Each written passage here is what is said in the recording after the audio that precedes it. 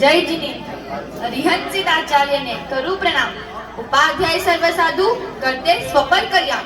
जिन धर्म जिन आगम जिन मंदिर पवित्र धाम वितरागनी प्रतिमा ने करूं कोटि कोटि प्रणाम। वितरागनी प्रतिमा ने करूं कोटि कोटि प्रणाम। सौ प्रथम अहीं पधारेला मारा बधा परिजनो एवं गुनावत परिवारना बधा सदस्योने मारा कोटि कोटि वंदन। मैं अक्षरा अक्षय गुनावत आपणा कुलदेवी करणी माताનું શું મહત્વ છે એ રજૂ કરું છું। कुलदेवी એટલે કે કુલમાતા જે આપણા પૂર્વજો જેમની પૂજા કરતા હતા અને માતાજી આપણી રક્ષા કરે જેમ કે કોઈ બાધા નકારાત્મક ઉર્જા અને પરિવાર પર આવેલી કોઈ બી સંકટ દૂર કરે। એમની પૂજા કરવાથી સુખ સમૃદ્ધિ સંપન્નતા માન સન્માનમાં વધારો પ્રતિષ્ઠા અને રોગ દોષ દૂર થાય।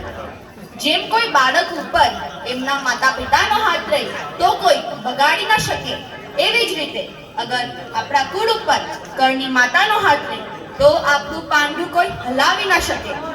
આજે ચિરાગ મામા પંકજ દાદા અને એમના પરિવારનું જેટલું પણ અનુમોદના કરું એટલું ઓછું છે। 6 દિવસની જાત્રા કરણી માતાના દર્શન અને એ પણ બધા એક સાથે એ એક અનોખી ઘડી છે।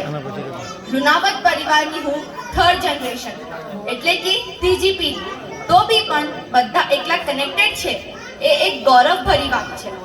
દાદરાવાલા તરીકે ઓળખાતા 8 દાદા 17 કાકા અને 24 કોઈના કુટુંબની જે મજા છે એ આપણા કરણી માતાના આશીર્વાદ વગર પોસિબલ નથી।